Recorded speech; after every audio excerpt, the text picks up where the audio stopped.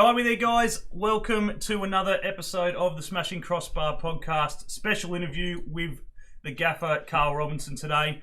Hope everyone's doing well on this fine, freezing Saturday morning here in Melbourne. I'm sure it's beautiful in Newcastle, as it always is, and everywhere else you are watching this from. Ben, thanks for jumping on so early, mate. I know you like your beauty sleep. I was about to say, how are we there, guys? Welcome to another episode of the Smashing Crossbar Podcast. Special interview. You shouldn't now. Facebook. Oh, okay, yeah. Technical Working issues. on it. That's all good. Yeah. 9 o'clock on a Saturday morning? Yeah. I don't do 9 o'clock on a Saturday morning. Yeah, 9 o'clock. What's 9 o'clock? On a Saturday morning. So, as I said, guys, we're going to sit here for about an hour and obviously talk shop with the new gaffer and see what obviously the questions we've been put through by you guys. We'll try and get through as many as we can. I think we've got about 30. They're in no particular order, so we could go talking from the youth to the back to the men, back to his time playing career. It could go anywhere. Special shout out to our major sponsor, Gabriel Mar Optometrist at Jasmine, for all your eye care needs. Be sure to jump down and see those guys or anything like that, whether it be scripts or just getting your eyes tested. As Lockie said last week on the show, it's very important to get your eyes tested at least once a year, so be sure to jump down there and see the guys there. They will help you out. But no further introductions needed. Let's get him on and talk shop, as I said, with Carl Robinson. Mate, thank you very much for joining. Good morning, guys. How are you doing? Yeah, mate. As I said, it was freezing. We're just rubbing hands together and bloody coffees and teas and all that going ahead, mate. 9 o'clock. At 9 o'clock, and you're complaining about that. I must be mad. I get up at 4:30 to watch Premiership football when it was on. Oh, we do. Be absolutely mad. Mate, no dramas with that. Midnights and all through the nights and so forth. But when you've got no football, and the only thing you can watch at the moment is the K League, which is in prime time for Australia. 5:30 kickoff tonight. I think there's a game. So, and it's technically good football. Yeah. It's actually not bad to watch. Yeah, it's and no pub. I think you're forgetting and no pubs open. That's what you need to say as well. Yeah, and that's exactly it. You know, the social aspect and everything else is out the window, and you got to cram around your own TV. And I think there's even more cases now in Belarus. So the Belarus League's actually even in Desiree at the moment. They might be stopping a few games there. Fine for me. I've got a shed and a projector. Yeah. If they get rid of the Slutsk, FC Slutsk, we're all in trouble. Everyone's jumped on recently. Who we got? Hey, Chris. And I believe Joel's it. Joel. Well, Griffo. Griffo's it. Griffo's up early on your son. Bloody Griffo's in the chat. Always in here to have a banter. So we're going to get underway, mate, with the first question. As I said, answer it if you like. Don't feel like you have to. If it's something that you don't really know about or whatever, it's we'll leave it up to you, mate. So the first question we've got here is: have you been informed of a restart of the current season, or do you believe we will just move into pre-season? Well, it's not guaranteed that we're going to start the season again, but the likelihood is, and I would say likelihood with probably 80-90% possibility, that we're looking late June, July for games in August. So there's a real excitement about that. I think we need to finish the season because it's important. If you can, obviously within the health and safety regulations, prior to the start of next season. So as far as I'm concerned, I am preparing, even though I'm in North America at the moment, to see out the last 4 games and see if we can clinch a place in those playoffs at the last minute. Yes, obviously we'll be looking at pretty much not much time between. Obviously they look at finishing the season and then we'll somewhat roll straight into the new season in October, so that's usually when it kicks off. So the FFA Cup, and everything else will be in there as well. And so obviously the guys have had plenty of break now, so you may as well call it a time off period. It's one of the longest time. It's one of the longest waits for football in the world, I think. Oh, dog's gone ape shit. Not happy. Bear with me, my dog. Yeah, you're right. Ask it. Wasn't happy with the question. Haven't heard him all freaking morning, and hey, here we go. Ah, fun. Hold on 1 sec. No, you're right, mate. Good, mate. You're right, mate. Sort him out. And that's what it is, live, guys. Can't Live find production. it. You can't find a bit of peace. Hey to everyone, obviously in Facebook and obviously on the YouTube side. Feel free to drop any more comments or questions you've got through In the chat. As I said, we've got about roughly anywhere between 20 and 30 questions here that we may or may not get all the way through. So as I said, we'll see. Here, Dad's here. Graham's here. That's it. I'm back, guys. I'm back. Sorry, Nah, sorry. you're up. Can you believe I've got a little Havanese dog, and it's a little black and white Havanese dog. He's only 4 years of age, and any time the doorbell goes, he goes absolutely ballistic, and he sounds like an Alsatian. And I can't stop him. He won't listen to me. So there you go. Apologies right. for that. I went to stream last week. Yeah. 20 minutes before I started stream, next door decided he wanted to pull his lawnmower out. Beautiful. It's what we deal with, mate. No, it's all good. No dramas. He just wasn't happy with the question. He just wanted... I'm just glad my kids are in bed. There you go. I'll get my dog to bark next time I don't want to answer it. Yeah, that's exactly it. Morning, Andy. Right, next question. So, with a few plays off contract at the end of the month, have we been given extension contract deadlines? So, an extension for the deadline. So, the deadline is, I believe, at the end of this month. Correct. And then, obviously, we've got a few players out. I know our captain, I know Boogs is off contract. I know there's a few others that are off contract as well. There's what they're saying, and the impression I'm under is that the PFA are talking to the FFA, the Players Union is talking to the FFA, and because the season is hopefully going to get up and running again, there is communication about an extension of those contracts, whether that will be for 2 or 3 months. So again, it's the sensible thing to do. It's the right thing to do, because if we're going to start the season again or continue the final few games of the season, then you need as many players that you had prior to the stoppage on board, and that would mean that there's an extension of a couple of weeks or a couple of months contracts, and then obviously the following season would be shortened slightly based upon the extension of the 3-month contract. So the PFA are talking to the FFA about that at the moment, but I know that there is hopefully going to be an understanding that they can extend them for 3 months and we can get the games out of the way with the players. Yeah. Obviously, the likes of as I said, we'll use Bugard as an example. Obviously, our captain, he's not getting any younger and so forth, and obviously he has to be, at his age, sort of looking at retirement and everything else. He's had a fair few injuries this past season and everything else. So with everything else going on, it's got to be pretty hard for him to try and make a decision of whether he wants to, sign a contract, whether he's happy with his career. And yes, mate, you're giggling away. All individuals are different, as you said there. You get to a point in your life, and my assistant Kenny Miller is a great example of. Kenny was 40 and he was still playing in the Scottish Championship, and I said to Kenny, why are you still playing? He loves the game. He thinks he's still fit. He thinks he can still play at a certain level, and he's still playing. And I said, what made you stop, Kenny? And he said 2 things.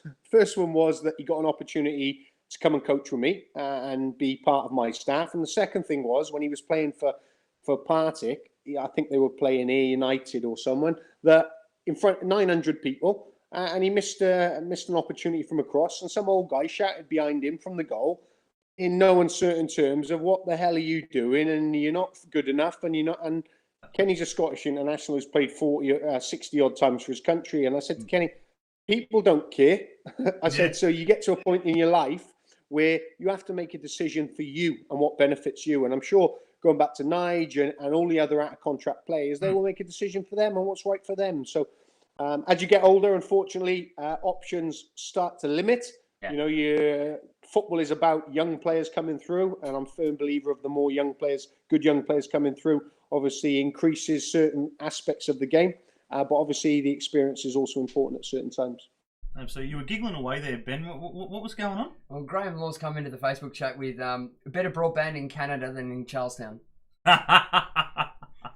Yeah, we had Graham Law on last week for a chat, obviously in regards to the NPL level of Newcastle, and talking about the gap. That's what I like to call it, but the standard where obviously the NPL players get a chance. Obviously, Kane Shepherd, and so got a chance, obviously, with the contract and so forth. Yeah. But unfortunately, the step up is is another level. We feel we need a second division or something in between the NPL and the A League, because the jump, there's more people getting dropped back to the NPL and not cutting it than there are succeeding, and because of that, I feel we need to. One of your biggest success ones for us is Matty Miller. Matty Miller, prime example. Yeah. Listen, correct me if I'm wrong, but there's 4 different NPL divisions. Is that right? Depends on what state. Right. Okay. Down here in Melbourne, we've got 3. Newcastle, you've only got the one. There's only the one NPL. Down here in Melbourne, we've got 3. Right. Okay. You're talking about, and we have this here in North America. You have obviously Major League Soccer, then you have the USL, which is the United Soccer League, and then you have USL 2. Now they've started the CPL, which is the Canadian Premier League, and they're talking about maybe a development league as well. Yeah. So in Australia, you've got the A League, and you've got obviously the league below. But to get the better quality in the A League, you need a very strong league below that. All right, because there is an age gap difference between a 17-year-old and a 23-year-old where they don't get the opportunity to play. Because if A League teams don't play this age group of players, where do they play? The NPL is obviously a different contract, so that limits it. You can't move players up and down, which I think is something that they should look into, because if I've got 2 or 3 young players that are not quite ready to play in the first team for Newcastle Jets, but are on the verge of, pushing, and I need to get them games. Playing in the NPL 4 for Newcastle is probably not as beneficial as playing in an NPL 1 or 2 league team, which has been driven by all the teams in the A League having all of their young players who aren't playing in the first team in the A League competing against each other. That's the only way it progresses. But again, it goes back to my initial point of everyone's got to get on the same page and put the agendas to the side for the benefit of players. That is what the game is about, is players. Correct. And as you said, obviously the 10 where we go back to that 10-game the youth football, that 10-game season or whatever it is, where it's just virtually just 2 not enough groups. There's no enough. It needs to be a season, and I don't see obviously travel and so forth, but I don't see there being much drama in obviously you travelling with your senior squad and playing either that morning or whatever. The coaches there, all the assistants are there as of the first team, and obviously the coaches of the squad. They can see everything. If there's a bloke there that might be on the fringe of getting a chance, sweet. He played well. We're only going to give him 15 minutes in the NPL game, and he can come sit on the bench for us. There's got to be something, but there's not even that. They go different places, and one week the Jets will be in Sydney, but the youth team's in Brisbane, and so there is a financial aspect to that. Of course. You look at the Champions League now, and if Chelsea go and play Ajax, then Chelsea under 23s go and play Ajax. Yeah. Those sort of things, and money's probably not as much of a problem. But you can't tell me in the A League that, say, if Newcastle go down to Melbourne or to Sydney, they can't take their A League team, the NPL team, down to play. And you can't also tell me that, say, 3 or 4 times a year, that they couldn't all meet in a little hub, all the A League team, NPL teams, and then play against each other over a 10-day period where they play 4 games against other A League teams, NPL teams. And that's how you get games in, because young players can play every 3 days. You took top players in the world play every 3 days. Barcelona boys, in Europe and in La Liga and the Spanish Cup, Copa del Rey, international games every 3 days. So you can do it. So it's just organisation. That's the key thing to it. Yeah, mate. Ben, your next question? All right, I'll move on to the next one with, do you think there is one position more than any others in the squad that needs strengthening? Yeah, we've got no wide players. And when I say wide players, wingers. I like players who are able to beat players in one-on-one situations. I was fortunate enough in Vancouver to have a young boy, Alphonso Davis, who's now at Bayern Munich, coming through the system, and I played him as a 15-year-old. Threw him in, and obviously then he signed for Bayern Munich when he turned 18. And I signed a young Uruguayan boy at 21 who was 5'1". He was tiny, but he had ability to beat players one-on-one with a wonderful left foot. We didn't have no wingers when I first come into the team, and probably the only natural wide player we have is young Maki Petratos, who I gave an opportunity to away in Adelaide. So I want to try and get a little bit of a better balance to the squad in respect to the way I want to play. And that's nothing against the previous manager. Every manager has their own ideas and respect for players and what they want and how they want to play. And that's individual. Every coach is different. Mine is I like to have wide players, and then whether I play a 3-4-3 or a 4-3-3, having the ability to adapt to 1 9 and a 7-11, or 2 9s and a number 10 underneath gives me the flexibility to do that. So I'll certainly be looking for some young wide players to bolster my squad. I think from a fan's point of view, we really miss Joey Chambers. When obviously he's taken his chance, obviously in the music career, gone to America and so forth. Still contracted at the Jets, but he was definitely something that we missed. Obviously playing out wide, he was great getting down the wing. Obviously he could cut in on players as well. As obviously put a ball in, and he was dearly missed. These are my takes on wide players. All right, because when you speak to managers, and depending on how open they are, or whether sometimes they're open books, sometimes they're closed books. Sometimes they tell you what you want to hear. All right, I don't do that. I don't tell you what you want to hear. I'll tell you what I believe, and what I believe with wide players is 70% of the field. I generally believe, based upon my background in playing with the coaches I've had, that I can actually build play up.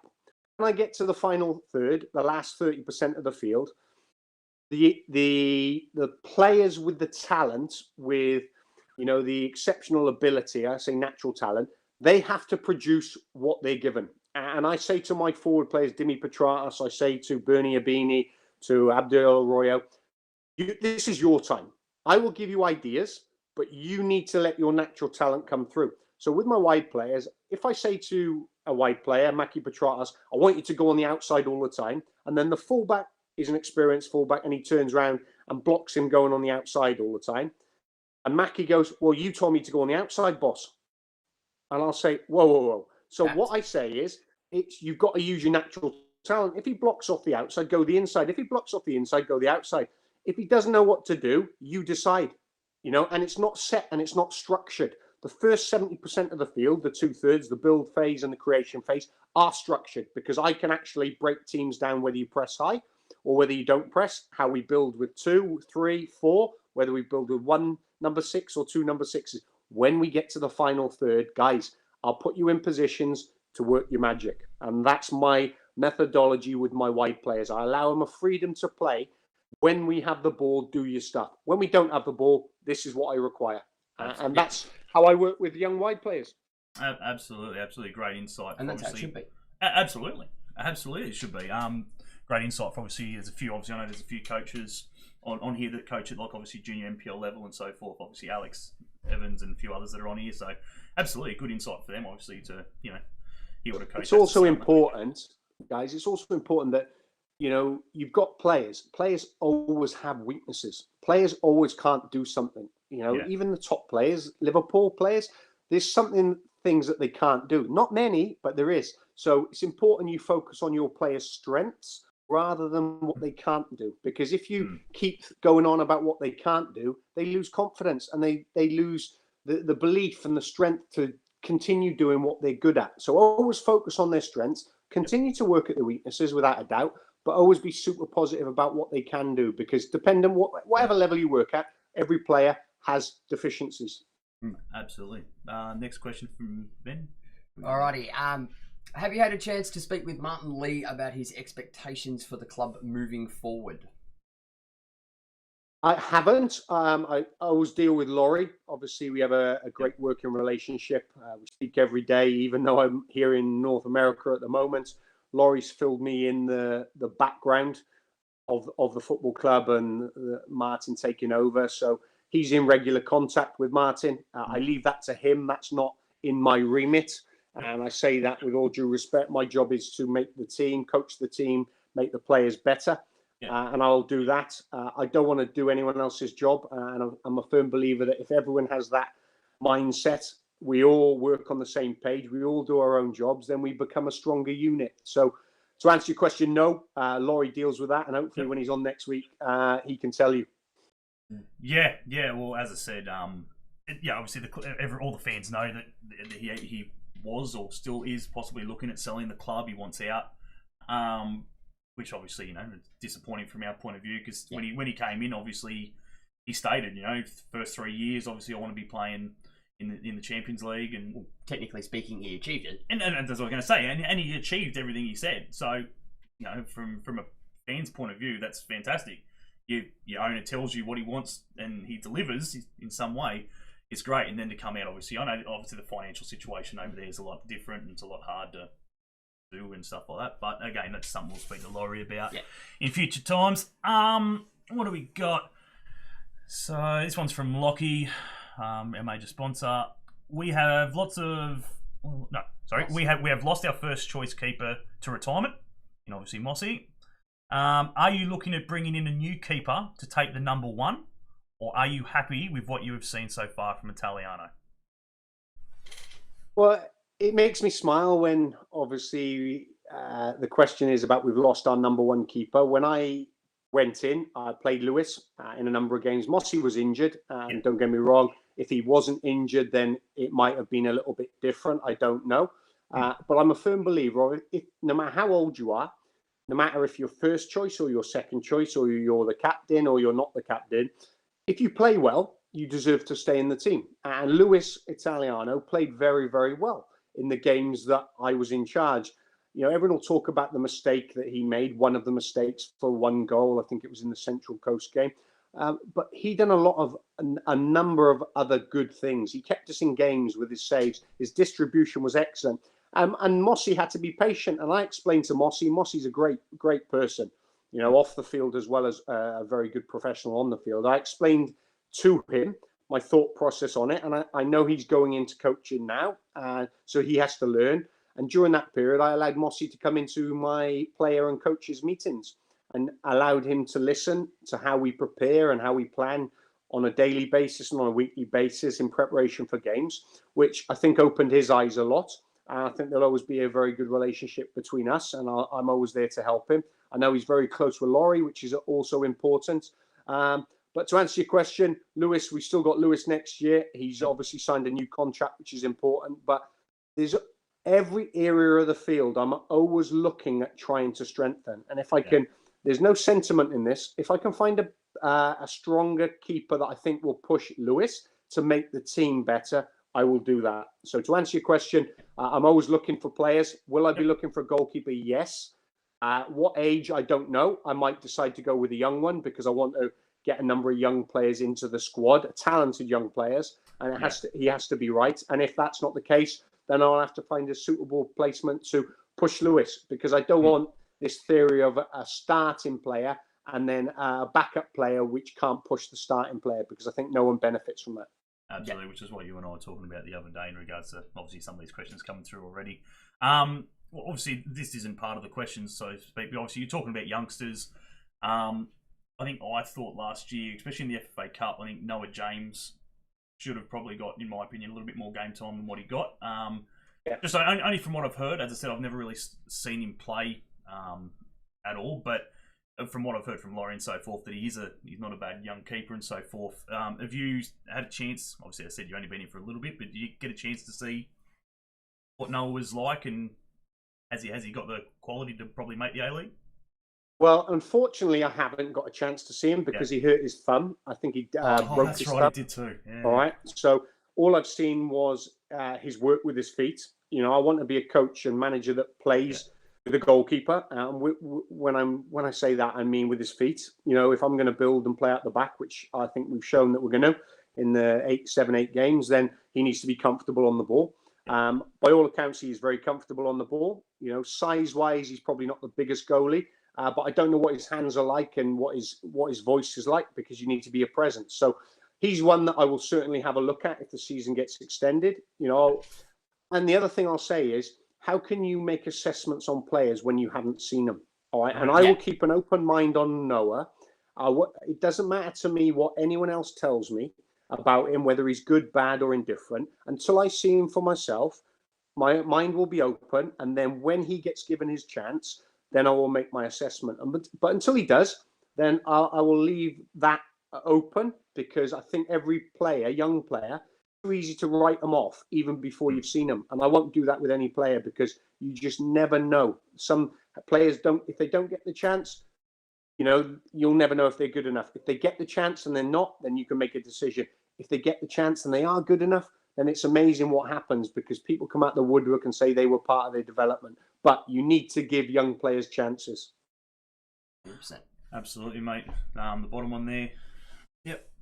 Alrighty, so we know you have not been in charge long, but we would love to know how you work with the youngsters. What's your thoughts on our youth development?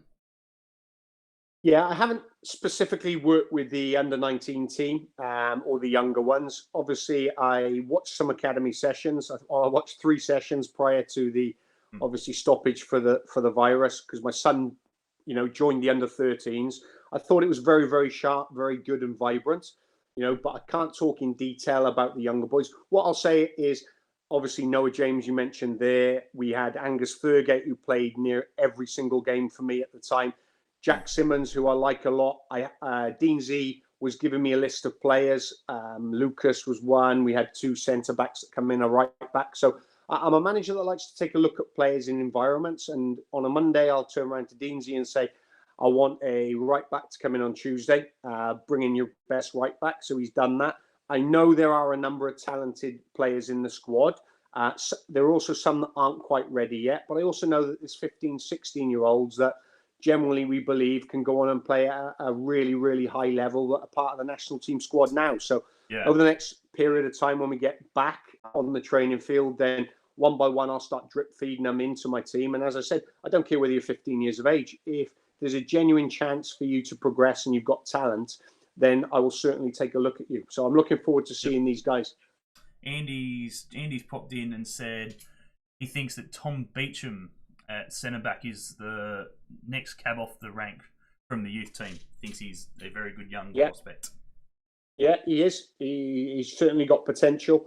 Again, I've not seen him in too much detail. But again, he's one that's been earmarked, and we categorise them and we put them into certain lists. And what I say with that is, you'll have your A list, your B list, and your C list. But you look at a C list, and if he comes and trains with the first team, and when I say C list, I mean that as probably not quite ready yet, but he has potential, but he's not shown it. And the A list are the regular starters for the youth team who are playing week in, week out.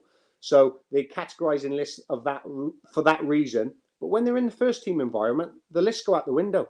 You're part of a first team squad. All right. Can you adapt to the speed of play? Are you afraid? Are you scared? Do you have positive reactions? All of these things. And I also take on board my senior players. Dimi Petratus will say to me in one segment of training, by the way, Robbo, he's a top player. All right.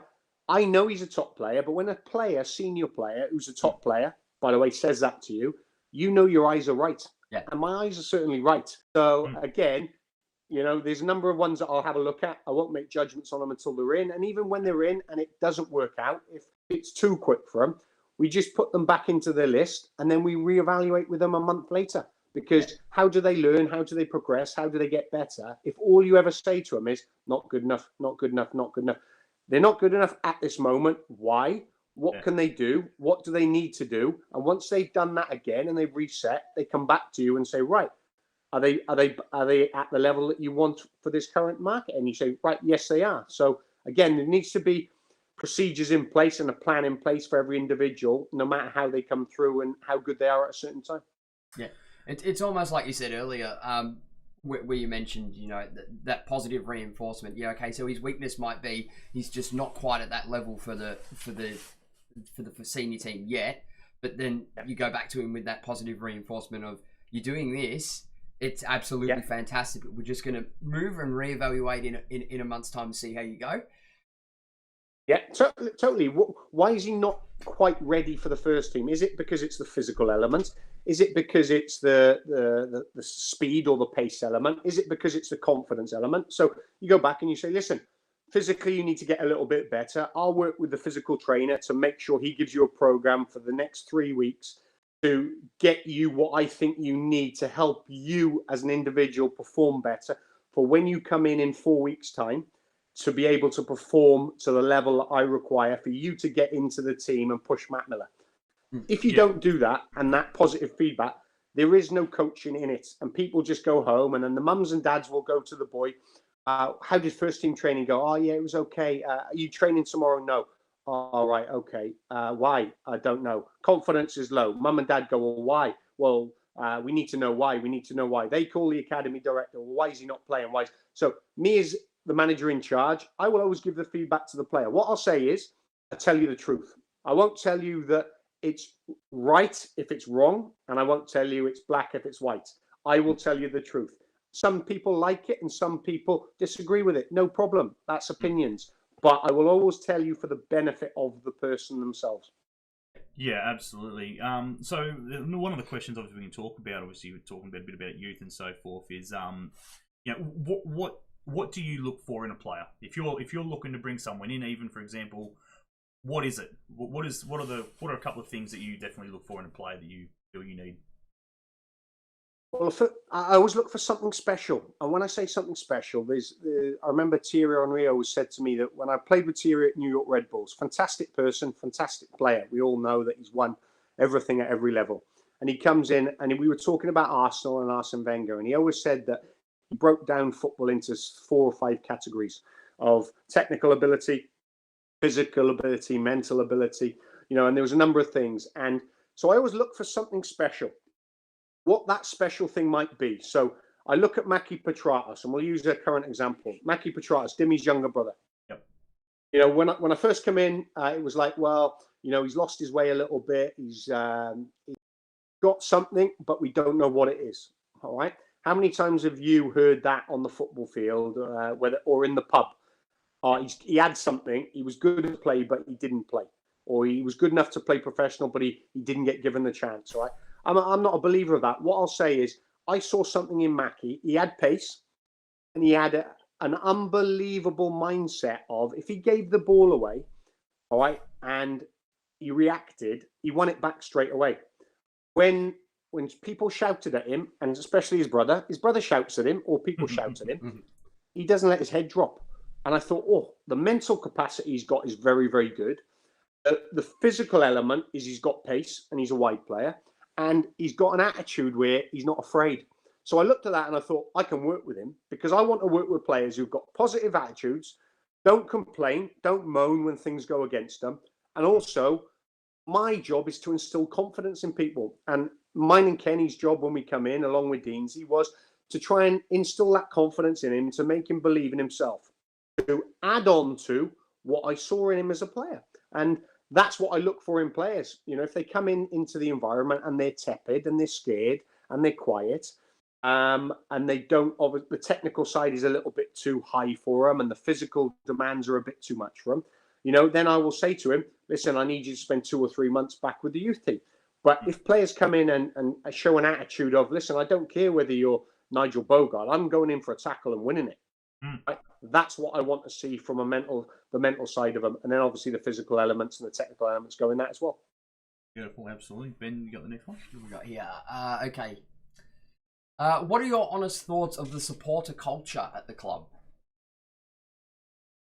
Really good, really good. And what I say is, I've spoke to a number of people who I believe are genuine supporters there, and they actually understand the game. And when I say, I will have a football conversation with anyone who wants to talk football.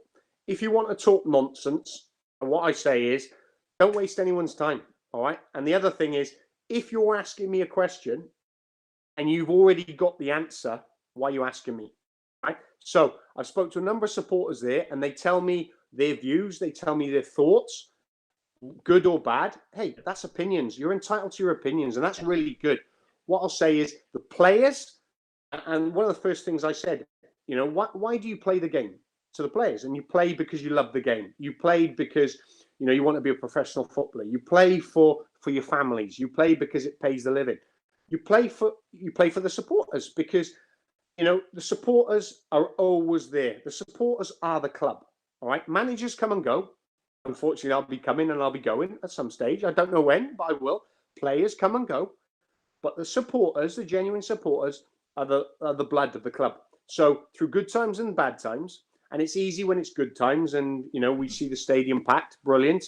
But also when it's difficult times and we're at the bottom of the table and we need support, you find out about people. I find out about my players when we're bottom of the table, and obviously you find out about supporters. And there's fair weather supporters and there's good supporters. So the general culture of the supporters in Newcastle, I think, is excellent.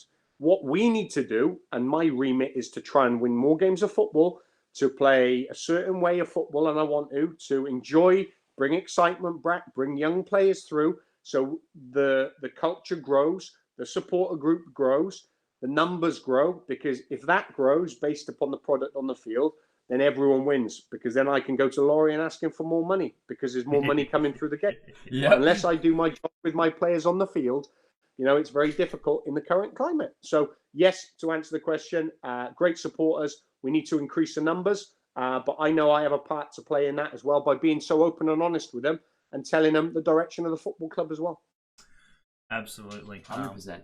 Yeah, as I said, obviously I've been there since day one, and I've watched many people come and go, and I've watched many fans and supporters come and go. Obviously there's so many. Social media is such a it's a good thing and a bad thing, and all rolled into one. And you see so much criticism when the team's not performing. Obviously, Merritt copped a fair bit of that when he wasn't performing. In the end, obviously, he had to go. But but when he was winning and when he got us to the grand final, no one could say enough about him. He was the best coach in the world, and he earned the right. Obviously, being in the A League since day dot as one of the best coaches. But as soon as obviously he's not giving the results that the fans want. Yeah. Well, listen, as a manager, and I know it myself, I was manager in my previous club for 5 years. Yeah, you're judged on results. Whether you're a national team manager or a club manager, you're judged on results. But within the results, obviously, as you go along this journey, and it is a journey, you have to have a plan. And if I don't speak to you guys, or I don't speak to supporters, and the supporters don't know how I want to build the club, why I want to build the club that way, and the purpose of doing it, then you go week to week.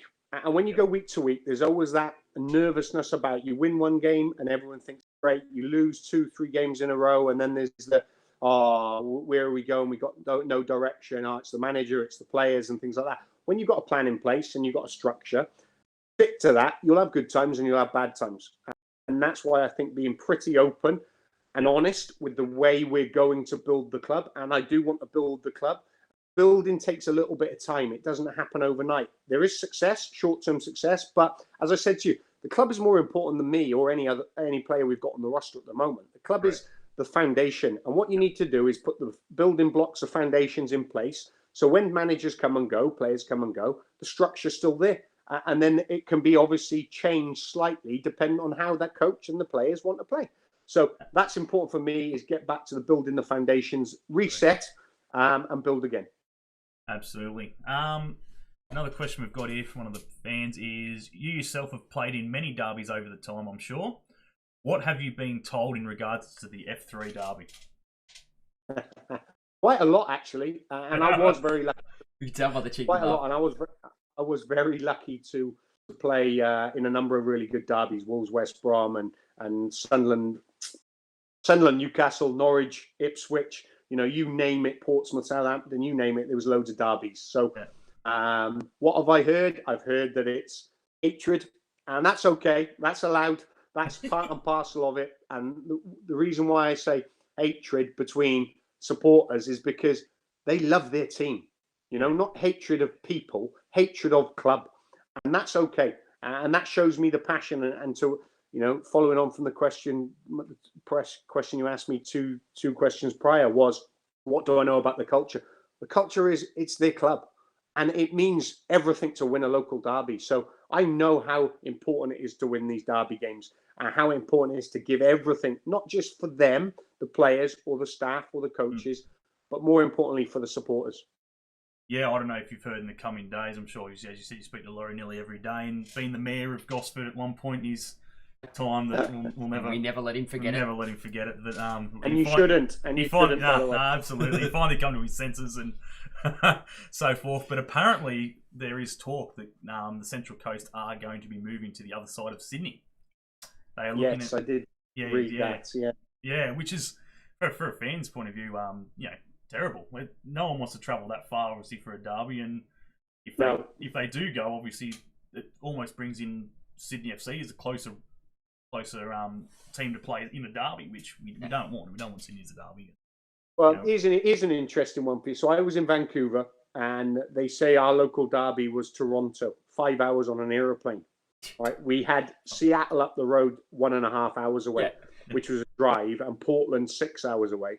But Toronto, obviously, because it's another Canadian team, was a derby, and Montreal 5 hours away again on a flight, a derby. So again, the history of the derby will never ever go away. So even if it moves, the history is still there. So you hold that. I played for Toronto and I managed Vancouver. So there's always a respect factor there from myself. I want Toronto to do well, even though I was the manager of Vancouver. But let's not get away from the fact that when you play against each other, that sentiment goes out the window. So wherever they are, there'll always be that hatred with supporters. And I know it's not ideal traveling wise and that when they move, but until we actually see them move, we don't need to worry about that. Correct. And at the end of the day, we'll travel. The fans will travel. It's have beer, we'll travel. Have beer. Yeah, as long as they don't shut the pubs on us, we'll travel. You got the next one, Ben? Yep. We have seen it in recent days, the appointment of Darren Beasley. Did you have any input into this? If so, what can we expect from him? Yeah, Darren was my hire. I wanted... I've known Darren for a number of years since playing with him at Wolves many, many years ago. I know that Darren was the manager of the under-20s for New Zealand. I know he played in the A League. I know he's got a background of developing youth players and an understanding of the market over in Australia and New Zealand. And Darren was at Colorado. We used to pit wits against each other when he was Anthony Hudson's assistant. And obviously I was in charge here. So I've known Darren for a number of years. And Darren's wife was still living in New Zealand while he was living in Colorado. So when it comes to the opportunity for me to build a staff, I take into every consideration. The easy thing to do was to continue bring my whole staff up with me. The other assistants I had prior had got other jobs, which was important for them and their families. So I brought Kenny Miller on board and I brought Darren on board. Darren's got excellent experience as a coach. Yep. He's got a know-how of the market. I think he's different. He's totally different to what Kenny is. Kenny's just starting his journey. Darren's been in it for a while, and he's a strong character. And I need strong characters around me. I don't need yes men. I don't need people who are just going to say things for the sake of it. I'm still learning, and I know that Darren will help me learn. So it's a great appointment for the football club. Yeah, one of the other questions in regards to that, obviously, is are you still looking at bringing any more backroom staff in to help for next season? I'm always looking to try and strengthen. I say in regards to players, I'll never stop looking. I want to strengthen. Obviously, there's a budget factor, which we know, and that will be dependent on Laurie. And if Laurie tells me that there's a budget, I've got to decide with him what's the best place to spend the budget. And if that's bringing in a staff member, if that's bringing in a player, if that's bringing in a support staff member, or if that's not even bringing anyone in, we have to make a collective decision as senior figures within the club, who are the decision makers, for the benefit of the football club. So I'll always look to try and improve. I've got to look. We'll look at the sport science side. We'll look at the analyst side. We'll look at all of these aspects of the football club, because once you get to know me, you'll always know that I'm asking for a little bit more. I'm asking for a little bit more. And Laurie will tell you I'm always asking, because if I don't ask, you don't get. Yeah. And if you don't get, you're never improving. So, but I also know that Laurie's got the ability to say no. So we've got to work together on that. And you can't be too excited when you're getting everything, and you can't be too down when you're not. Yeah, look, this isn't a question in regards, but obviously as a fan's point of view, we watched, even Laurie, I said we're lucky enough to have Laurie on, a few times, and he's more than happy to do it. And he said on previous episodes that Ernie Merrick was offered coaching stuff. Extra coaching. He was offered players, to go and buy players. He didn't want to do that. And as a fan, we thought that was bizarre. You know what I mean? Like, it's usually the coach going to the back room, obviously the CEOs and so forth, going, I want, and then going, not happening. They're coming to you going, let's fill this spot. Yeah. Here's money. We're offering help, and then he didn't want, which was just bizarre, in my opinion. As I said, obviously only he will really know why he didn't want anyone else or go in for players. Because as I said, you're only here for a couple of weeks, and then we see the likes of a Beanie coming in and Joe Ledley. Okay, we get that they were only on short contracts, so money-wise, it wouldn't have been majorly expensive because we're not getting them on full season contracts. But at the same time, we were told when Merrick was at the helm, there was no money. There was no money, yeah. The cap was spent. The cap was spent, there's no money. I'm like, well, surely it's not. Carl's come in and obviously brought in a couple of players with him and quality players. Quality, you know, I mean, like no youth or anything like that. Beanie is by far quality in the A League, and obviously when he. Do you know what I'll say? I'll say this, and I'll keep an open mind on this. Is unless you're in the situation yourself, and I've got it from past experiences because I've been through situations like that myself, and unless you're in it. And there's a narrative or a story, it's easy trying to understand why or who and things like that. Just confuse people, confuse things and stuff like that. All I do know is that if I get offered to bring an opportunity to sign better players than I have at the club, I'm not going to bring any player in because not to better the team. Yeah. All right. All the time, I'm bringing players in that I think can affect the starting 11. So if I bring a young player in, it's okay. In 12 months' time, I might lose X player. So can he fill his boots? If I believe he can, then I'll sign the player, and then my job is to coach and develop him to be ready for the following season. If I bring someone in, but I still think he's 4 or 5 years away, or he's not going to be able to compete with Dimi Petratos, then there's no point in me signing him because I'm not signing players for the sake of it. And as a coach, you have in your mind what you want based upon how you want to play, based upon the personnel you want, whether it's an international or not international. I knew when I first come in, we were a little bit light in certain areas, and I knew for the benefit of the squad, bringing in better quality, and we brought in Joe Ledley and we brought in Bernie Abini was really, really important, and it had an effect on the squad. Yes, we had Wes Houlihan back. Wes was, I think, injured at the time when Ernie was in charge, so that was a big loss to him.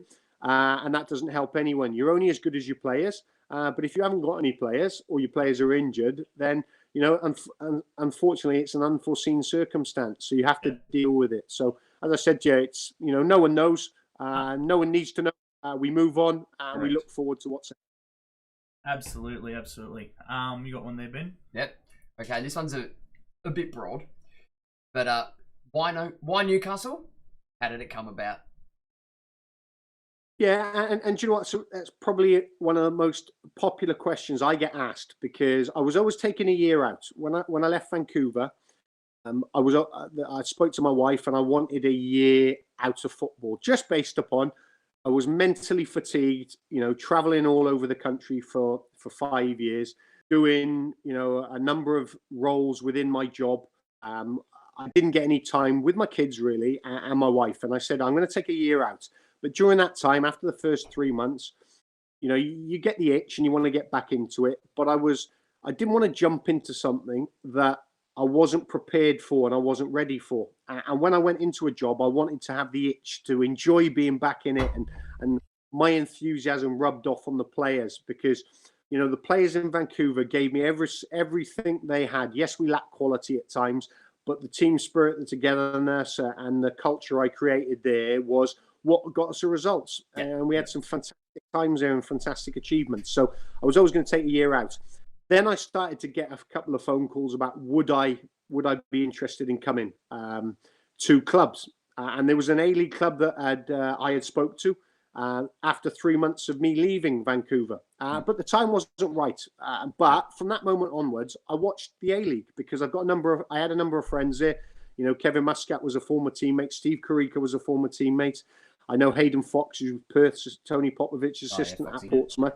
So I spoke to them boys, but I followed the A League. It was in the middle of the night here in North America, but I followed it. And then towards the end of the year, there was 2 international opportunities that come up for me. that I explored, one back in Europe and one in Africa. And I didn't want to be an international coach at this moment, and that's not taken away from one day I would love to manage the Welsh national team because that's who I played for, that's where I'm from, as would any other Welsh coach, and if they tell you anything different, they're lying. So it would be an honour to do that, as I believe it would be for any Australian coach to manage Australia like Graham Arnold is at the moment. So, but I wanted day-to-day football, and I didn't want to prepare and then 6 weeks be out of it and then prepare again 6 weeks later. So I wasn't ready for that because I still believe I'm very young at 43 years of age. So then the Newcastle thing come, and there was an inquiry. Laurie had asked me, would I be interested? So I said to him, yes, possibly, but I've got to know a bit about the club. So I flew over to Australia, and people say, why did you fly over?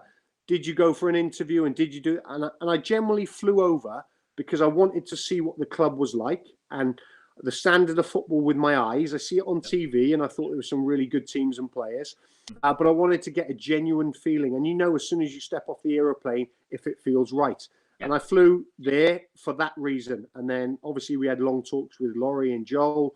They explained to me what they wanted. I explained how I saw it, what I wanted, how I would build it, why I would build it that way. And I went home, and on the way back home, I was pretty clear in my mind that I was ready for something different. The easy thing to do was to stay in Major League Soccer, where I've been in for 13 years, and wait for my next opportunity. But, I want to go back to England one day. I want to try myself over there. But there's not just one way of getting to England. You can go the Asia route, and that's the decision I'm probably going to go, because I want to go and be successful in Australia. Who knows what happens from there? But there might be another stop or two more stops on the way back home to England. So it was totally out of the blue, because I was looking at going back the European side, but it just was something that I probably wanted to tick off and wanted to do. But I'm firmly committed to doing it. My family's moving over, and I'm really excited to continue going. We're happy to have you on board, mate. And Is that the cheeky one in now? What cheeky one in? What cheeky one? When we were at that City game that he was at, and we started singing "Carl, Give Us a Wave." Yeah, we're sitting down there. We could see Laurie and yourself up there. We're like, oh, here we go. It's on. Here we go. We've got a coach. Well, I actually said to Laurie, because I've gone there to watch the game. Obviously, they've got no manager and the time because Ernie has left. And I said, Laurie, listen, I'll sit over there with the other supporters. It doesn't bother me. And Laurie goes, no, you can sit here. And I said, that'll actually increase speculation, by the way, because they'll see you and they'll see me. I hadn't agreed to become the manager. He hadn't offered me the job. So there was no. So again, all that done was obviously increased profile, I think, and on the lookout for a manager. So, but I was okay sitting in. I would have sat with the Melbourne fans because no one would have known. No, you don't want to sit with them. Well, no. It wouldn't have made much difference to me. But as it's happened, it's all worked out, and obviously I'm delighted to be there. Absolutely. Fox Sports had it on the cameras within 5 minutes. A couple of seconds of the kickoff it was on. It was we've got a couple of more quick ones. We've got Can we get your thoughts? We'll talking about Ernie as well. Can we get your thoughts on Bobby Burns as a player? As he was as we believe as fans, he should have been given more game time during his time here. It's conversations that I've had with Laurie on the occasion that even himself was at times dumbfounded how he wasn't getting game time. He was Laurie's coaching brain. Yeah, and that's it, and that's all it is. He's playing. That's it. Well, he was football, as you know, guys, is opinions. Yeah, all right? And what I'll say is, I don't know what Bobby Burns was doing or did do under Ernie. If he wasn't training properly, then he probably didn't deserve to play. That's because that's the way coaches see things.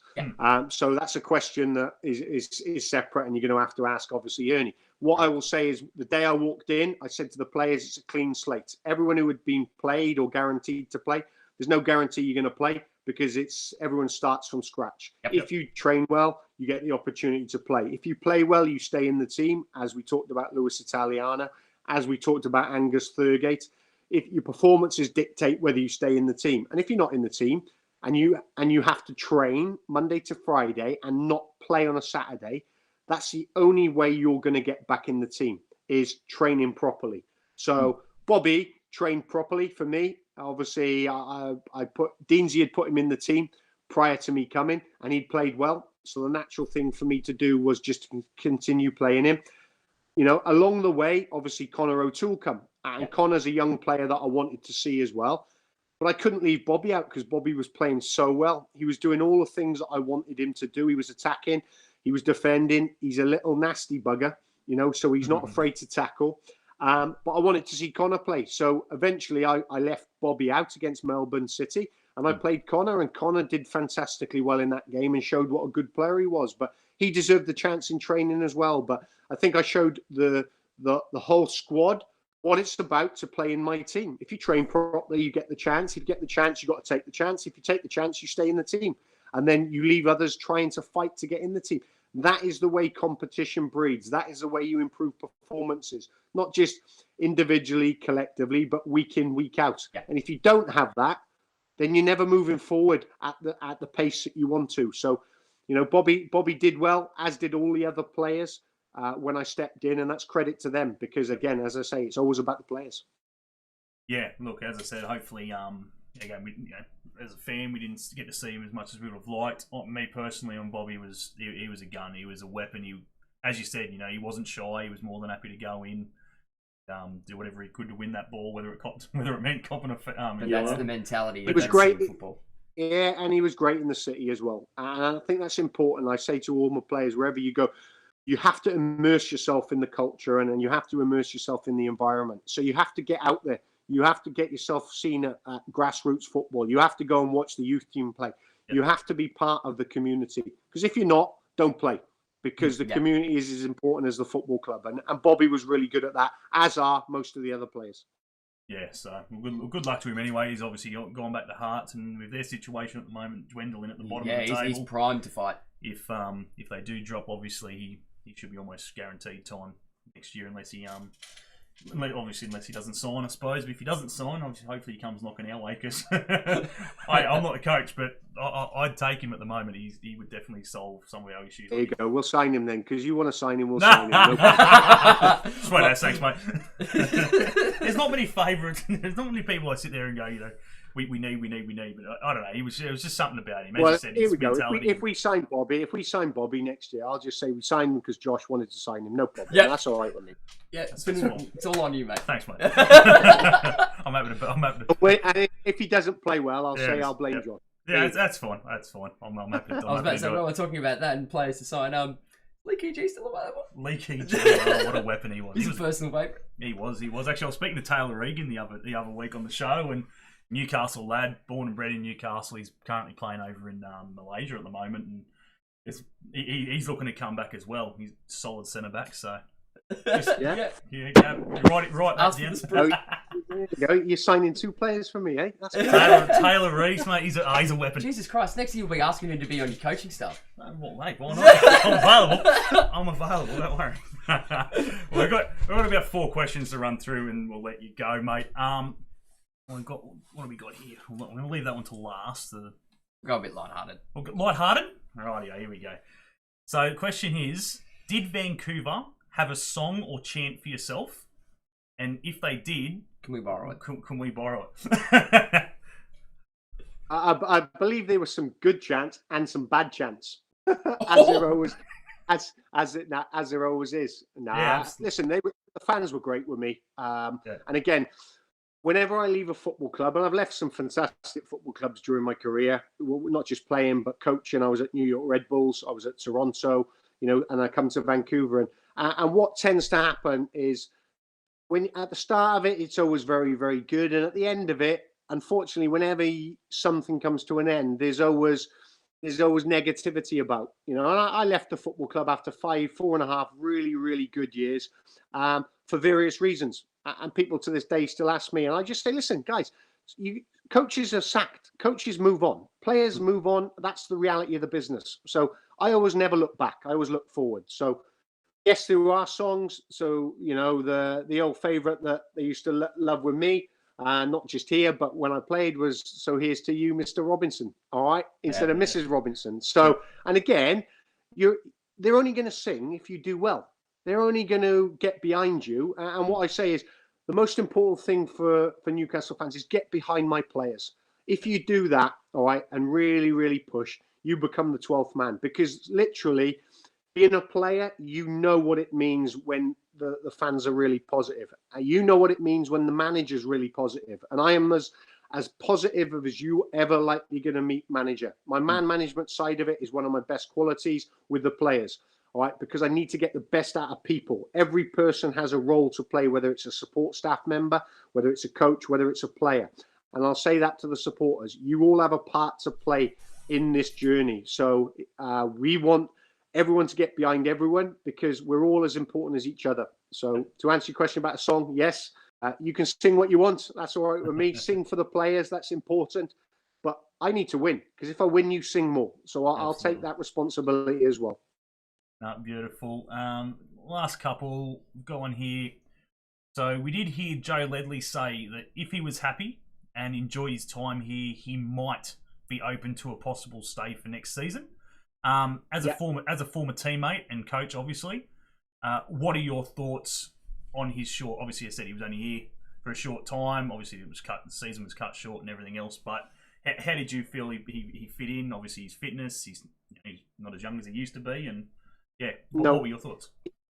Yeah, no, I know Joey. The easy thing for me is I know Joe, and when you know people, you know how professional they are, good character they are.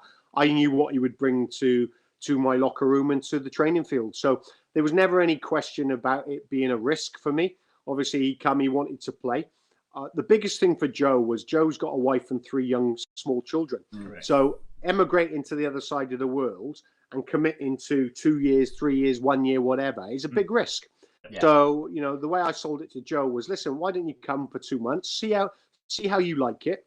All right, that gives you the opportunity to work with me. He knows me as a player. He doesn't know me as a coach. Work with me. You get a feel for me. I get a feel for you.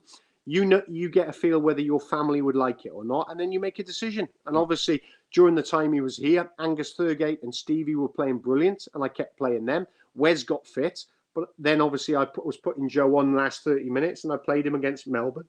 And you see how good a player he is. Oh, yeah. He's a really, really talented, calm, smart footballer.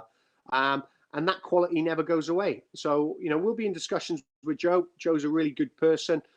He's a good kid. He wants to continue playing. Where that is will be down to him. We won't force him to do anything because it's important that players are happy off the field. And if Joe and his family are serious about moving over and there's an interest to it, then we'll certainly look at it because he would help the quality of the squad moving forward. Absolutely. So, final 2 here, virtually mainly, obviously directed at the fans from your point of view. The first one is, what are your long-term goals for the club?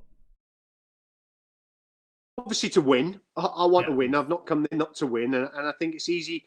Every manager that comes in can say, they want to win. I didn't say that in my first press conference. I said to my players, I'm not come the other side of the world just to be easy-ozy. I've come the other side of the world because I want to push you, I want to coach you, but I want to win as well. And winning means, obviously, there's stages of winning. We got to the playoffs 3 years out of 4. So that was a success. We got to 2 semi-finals, so that was a success. We won the Canadian Championship. We won the Cascadia Cup 2 times. We got to the Champions League semi-final in Vancouver. All little successes. But I didn't win MLS. All right. And then you're judged on, obviously, in certain quarters by winning MLS. Forget budget. Forget size of club. You're judged on winning. So lots of really, really good things. So now I'll come to Newcastle and we talk about, we want to get in the playoffs. The playoffs every year should be a remit. We know that. When you're in the playoffs, there's a possible chance then to obviously go and win it all. Want to qualify for the Champions League? Well, how do you qualify for the Champions League? Well, you've got to win either the league or you've got to win the cup or the FFA Cup. So, there's numerous ways to do it. But the first fundamental is about winning. Second is building a club. And when you say build a club, build a nucleus of players that can be with me for 3, 4, 5 years, 2 years, whatever, however long I'm here. You can't do that if you're signing 5 33-year-olds or 5 34-year-olds. You can have 1, 2 30-odd-year-olds for the experience, but you got to build a nucleus. And I generally believe with the likes of Matt Miller, with Johnny Katrumbas, with Angus Thurgate, with Stevie Ugagovic, with Connor O'Toole, they're all in their prime in relation to playing. And then you think, right, okay, you've got a good base of players there. Then you've got Topper and you've got Roy, who are 30 plus, their age. Arroyo's on loan. We know that. Wes has gone back. You got Joe. All right. So there's more experienced players.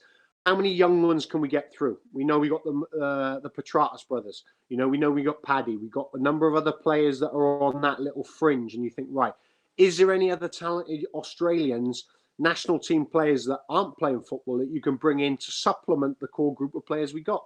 And that's in the time I've had off since I've been back in North America. I've just been watching video of all young Australian players, not just in the A League, but in Europe, in Slovenia, in Croatia, in Denmark, in all of these places. Yep. And to check out if there's a possibility that we can get some talented players, because the Olympics is next year, and to say that we have 3, 4, 5, 6 players playing in the Olympics, if they're playing the Olympics or in a shop window, having one player in the Olympics is a great achievement for the club. Having 3, 4, 5 is a massive achievement for the club. Yeah. Having 3, 4 players in the national team, in Graham Arnold's national team, is a massive achievement for the club. With the amount of quality Australians playing abroad, to have one is an achievement. So that's my long-term goal, is to build a foundation of Australian-based players that I think will come through the system together. And within that, they're all not going to stay. So ideally, you can coach, develop, and sell them. Because if I can sell them and get money within the club, I can go and find the next player. I'm not worried about finding the replacement. I'm worried about building the club stage by stage, but you can only do it and get sustained success if you have money coming in as well. And my job is to get money coming in from the football side of it. Laurie's is obviously the non-footballing side with sponsors, commercials, the commercial side, the partnerships and all that lot. So, but we've all got a role and we've all got a job. So that's how I'm going to build the club. Beautiful, mate. Absolutely. And I put it down to us as the supporters have a job as well. Absolutely. In part in that. 100%.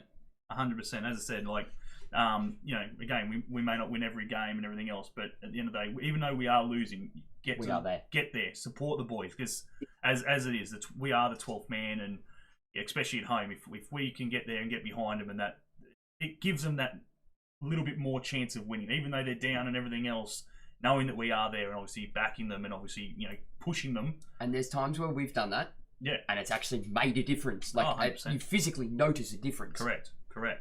So do you know what you'll find, and the players, the current players, might not be as open as what the ex players are at this moment, because some players don't like admitting. They use a stereotypical line of, we need the fans, we need them to get behind us and things like that, right? But when you step away from the game, you actually generally self-reflect and you analyze and you actually learn how much they do have a say. The supporters, they are huge, all right? And what I mean by that is sometimes supporters see they make a difference. When they go and win, we go and score in the last 5 minutes, and we're playing in front of 20,000 at home, and they make a difference, all right? You make a difference in every little facet of the game, whether it's a tackle, a header, a run.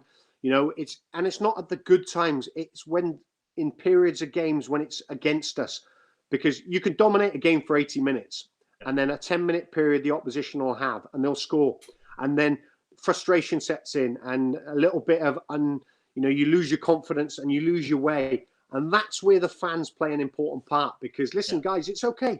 It's okay to, we don't want to concede, but we have. It's okay. We believe you can go and score again and score again. And just because we don't go on and score again and win the game, we tie the game, doesn't mean that you haven't been important. So when I say to supporters all the time, the stuff you see, you're really important. The stuff you don't see, you're probably more important to the players. Yeah. No, I totally agree with that. Good luck with this question. Some former players would find it easier than others. Someone who's obviously played at such a decent level in international level and high club level. I'll let you answer. I'll let you give you this. Alrighty. Can you name the best player that you've played with and the best player that you've played against in your career? Yeah, pretty easy. I would say that I played with Thierry Henry at Red Bulls, so immediately he will go to your mind. I played with Robbie Keane at Wolves as a 17-year-old, and then in between I played with Gareth Bale and Aaron Ramsey. Right, so there's 4 examples there of top players. All right, played against. I was lucky enough to play for my national team 50 odd times. I played against Brazil at White Hart Lane, and I played against Kaká, and I just could not get near him. And the second game was we played Germany at home at the Millennium Stadium, Wales against Germany, and I played against Sebastian Schweinsteiger. And for 58 minutes, it was like torture. I could not play against this player. If I tried to go tight, he pulled me out. If I tried to tackle, he dodged the tackle. He pulled me into positions that I didn't even know existed on the football field for his benefit and for the team's benefit. And it was a real eye-opener for me in relation to the tactical element of the game. So those two were probably the hardest players I played against. And, you know, that's not saying anything against some other wonderful players that I played against, because every player is really, really good at a certain level. But once you've got these high top level players, you realize, and those are the targets I try and set my young players, unless you've experienced that, you don't know. When you do know, you set standards and you get requirements and you know what you want based upon, you know, what you learned from the game. So, yeah, some real good experiences, both good and bad. Yeah. Oh, a little follow-on question from that. Yeah. When Bastian Schweinsteiger did move to Chicago Fire, how did you tell your players to neutralise that threat? Well, a great story for you. So we played, Chicago's a real tough journey for us from Vancouver. You travel 4+ hours. It's not a nice flight. It's a bumpy as hell flight because Chicago's the windy city. So we went there and we played, and he played sweeper. They played a back three. He played sweeper, but he didn't play sweeper. He actually played wherever he wanted to play. He was drifting in midfield. He was playing left wing. Anyway, we were 3-0 down after 30 minutes. And Schweinsteiger had a hand in all goals. And then he comes off. He comes off with a tight hamstring. So we go in at half-time, and I think we're 3-0 down. And as we're walking off, I go over to him and I say, "Are you okay?" And he looks and he smiles and he goes, yeah, I'm fine. A bit tight, but the game's won. All right. And me as the manager, I just thought that's a level of confidence he has. He's gone, he's produced, he's performed in that game. He was excellent. His quality is unbelievable. All right. And another example of Schweinsteiger can give you is Pirlo. All right. Pirlo come to NYFC. His passing range was phenomenal. You don't play at Juventus for 20 odd years if you're not a very good player. So we know he's phenomenal. Here, the thought process on Pirlo was he wasn't physical enough. He wasn't fit enough. He couldn't see things. Right? Pirlo was one of the best players in the world. And again, that shows you opinions of football, because footballs in different continents and countries are different. Right? Pirlo and Schweinsteiger are two of the best footballers to ever grace Europe. Right? But maybe their profile as a player, because they weren't athletic, they weren't fit, they weren't strong and powerful, but they had a footballing IQ that was head and shoulders above everyone, but they still got criticised. And that's where you just take a step back as a manager and as a supporter or a football person and say, listen, you can't change that. Control the controllables. The controllables are not opinions of people. Yeah. You know, they're entitled to that, because football people know if you're a good player, you're a good player. It doesn't matter what anyone says. If you're not a good player, listen, it doesn't matter what anyone says anyway. So there's two examples of fantastic, talented players that you know I was lucky enough to be part of. But they're wonderful learning examples for any young player. Best example of that here is when everybody wrote off Alessandro Del Piero when he signed for Sydney. Oh yeah. When they completely destroyed everyone. Yeah. It's still at the age of about 37 or whatever it was. Yeah, 37, but it was still pinging those balls. Oh, free kicks were. And they were pinpoint every single time. I suppose Ibrahimovic as well. Obviously, going at the Galaxy, that would have been. Ibrahimovic was there for 2 years, scored 20+ goals each season, and he did 2 years prior. He was at Manchester United and not even starting games of football. So again, you got to keep into context the level. Ibrahimovic wasn't good enough to play for Man United when he was 34, 35. When he's 37, he's scoring 20+ goals in Major League Soccer. And that's nothing against Major League Soccer. Wayne Rooney come over here and stayed for 12 months. Steven Gerrard stayed for 12 months. Frank Lampard stayed for 16 months. Pirlo stayed for 12 months.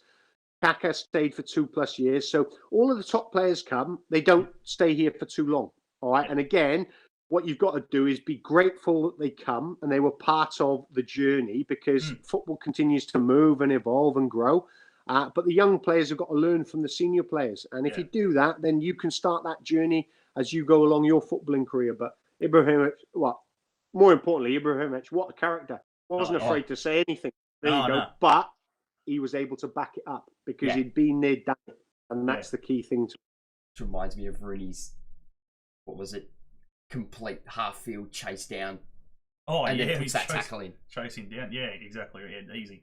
And then goes and scores. I hated Rooney up until he moved to Derby. That's fantastic. One of the best decisions he's made. Well, Wayne Rooney's first game in Major League Soccer was against Vancouver and me for DC United. And he was sub. And we were 1-0 down at DC. Away from home, and it was 60-odd minutes, and Benny Olsen, their manager, puts Wayne Rooney on, and I'm thinking, oh, here we go. Could he not just waited? So as he's going on, I know Wayne. I shook his hand. I said, good luck. Nice to have you in the league. I said, could you have not waited a little bit longer? Because I knew half an hour probably was a little bit dangerous because of how good he was. Within 5 minutes, he was running back to the centre circle. He'd set up one goal, and he's winking at me, and I'm thinking, do you know what? There you go. What can you do? Top players are able to affect games. So, he was a horrible player to play against because he was so good, and he had a nasty side to him.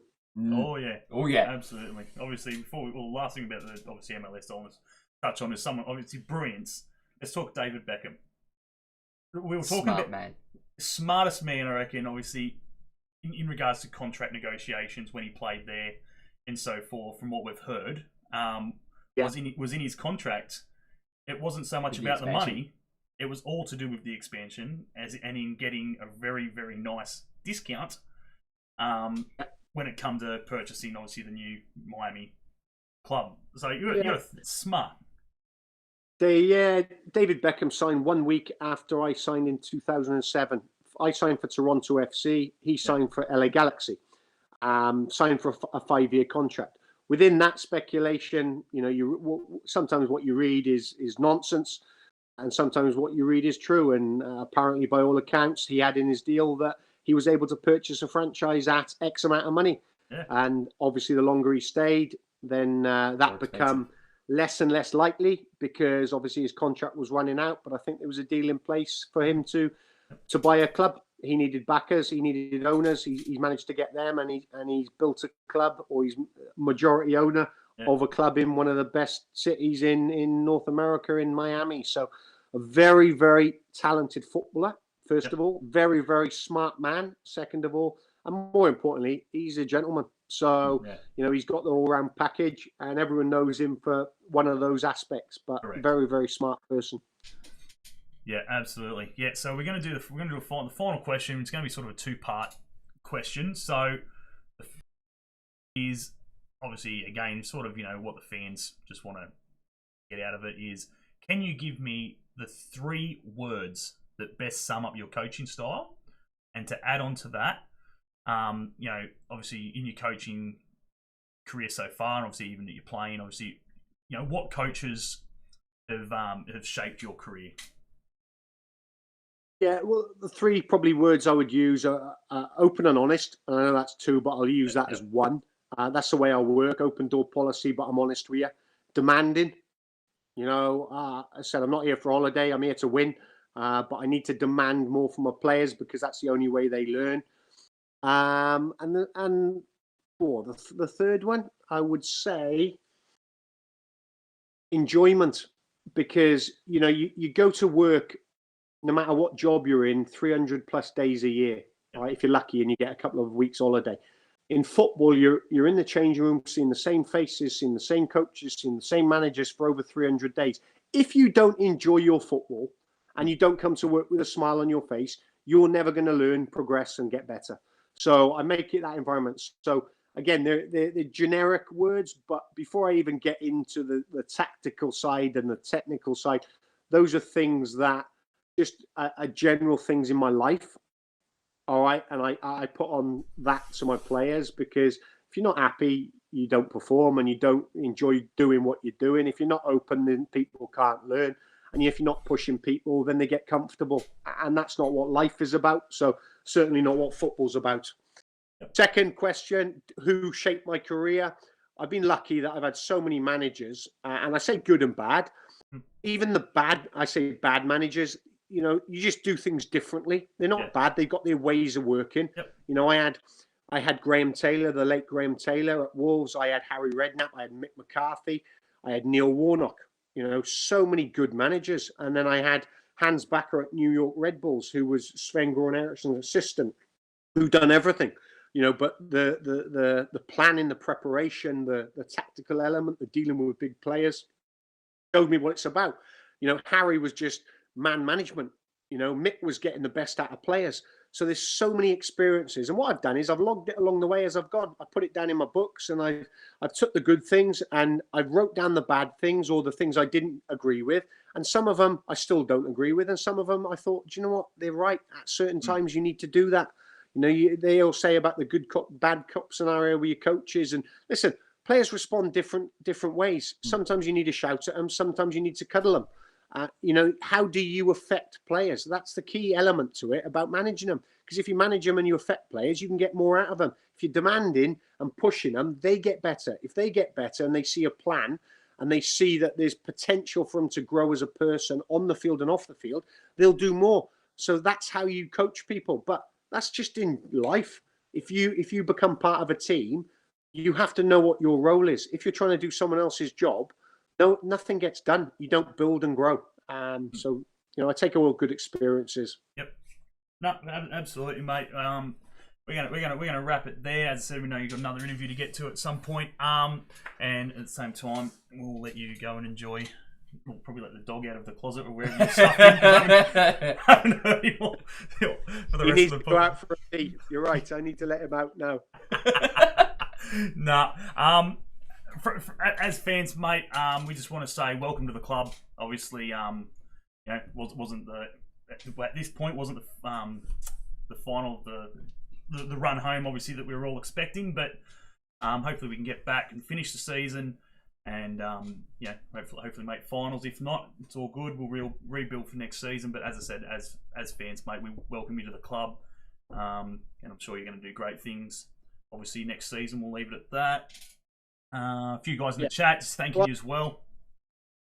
Yep. Yeah, well, I'd like to say to you guys, listen, thanks very much. You know, it's whenever you go to a new club, it's you know, you want to make a good impression, but you make a good impression by, I generally believe, being open and honest, and telling people your plan. All right, and I said to you all along, I don't mind having conversations with you because it's football talk. It's your club. You know, managers will come and go, and I know that. I said, but from the first day I arrive to the last day I leave, I generally believe I will leave the club in a better place. And if I do that, and I'm successful at doing that, I've done my job. Your job as fans is to continue supporting the boys, trying to grow in numbers, trying to get behind us, but also asking us things about your club.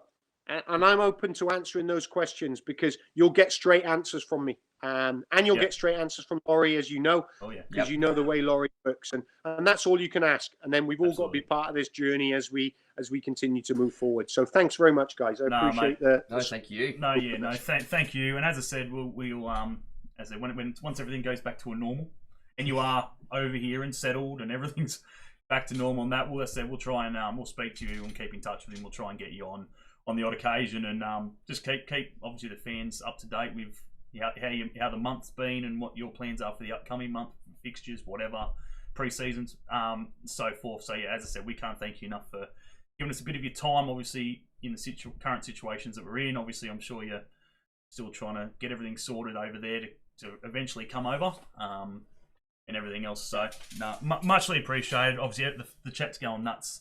We've thank yous for you, and you know, thanks, Robbo. And yeah, no, you're welcome, guys. Listen, appreciate it, and make sure you all stay safe, because that's the most important thing. Sometimes football takes a back step, and it has at the moment. We all love it. We all want to get back to it, but the most important thing is health, is everyone's health. So hygiene, wash your hands. Absolutely. All right. Thanks very much. I'll leave you boys go. No worries, mate. Thanks very much, buddy. All right. Take care. Take it easy. See you, mate. Well, there we have it, guys. I'm trying to get that cough out. That's what the dog was after, the hairball. Smell the cat from Vancouver. Lockie, thanks, mate. Thanks to everyone, obviously, who was on today's episode. We do apologise for it being so early on a Saturday morning. I'm sure everyone's still in bed and watching it from the nice, warm comfort of their bed, but it's freezing. I say it's about 10 o'clock now. I'm sure they're up now. I'm sure you're up now. But yeah, they're awake now. Hopefully, you guys got most of the questions. As I said, there was plenty of questions there that we didn't get to answer and so forth, but we tried to get through the main ones that we feel needed. At points, I started to sort of go off because we were getting a bit deep. We were getting a bit journalistic. Yeah. And I was going to go, no, this one down here on this page to sort of break away from that. Yeah. And again, obviously, it's a balancing act. We can tell, obviously, just from what we've heard now, obviously, we're going to get straight answers. No different to Laurie, as he said, which is great, obviously, for fans. We're lucky to obviously have, now a coach and obviously, a CEO who aren't going to beat around the bush or hide away and shy away from some questions that they get. They'll answer them as honest and truthful as they can. Obviously, in regards to the Martin Lee one, I wasn't expecting him to really be in contact. That was more a fan question that we were obliged to ask. Oh, they all are pretty well fan questions, but at the same time, they're questions that he may have. We don't know. Martin Lee might have been having a chat with him over Zoom or whatever. We have no idea, but. Obviously, and that's it, yeah. No, he goes, I've had nothing to do with them, whatever. But yeah, look, as I said, guys, we hope you guys enjoyed it. Hope you guys got, obviously, a few questions answered that you guys may have wanted. As I said... As long as you guys got out of it. Exactly right. At the end of the day, as long as you guys got a little bit out of it, it's, any chance we can get to speak to the coach or the CEO or backroom staff of the club, obviously, like the likes of Joel Griffiths and so forth, talking a bit about, obviously, their roles in the club.